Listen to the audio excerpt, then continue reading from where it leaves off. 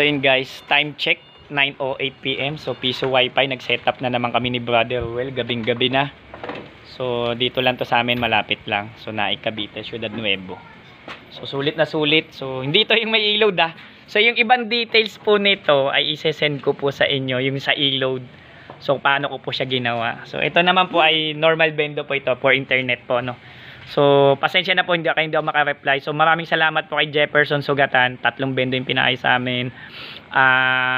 Tapos kay Kapipi Sapa, marami pa, and then Gentry. So maraming salamat po. So bukas marami pa po kaming gawa. So Baragon doon, see you. Kay Nanay Bilma.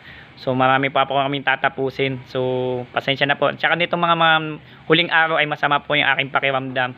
So ayan, so ito pa rin syempre tarpaulin, and then syempre powered by Compass 314N. Sulit na sulit po yung kanilang piso wifi. So bibigay ko po yung details ng GCash e-load. So pasensya na po hindi ako maka-reply. Sobrang dami po ng gawa at sobrang dami din po ng inquiry. So hindi ko po kayo maisa-isa, pero pilitin ko pong makapag-reply sa inyo po. Maraming salamat. PC mo gawa mo, don't forget to subscribe.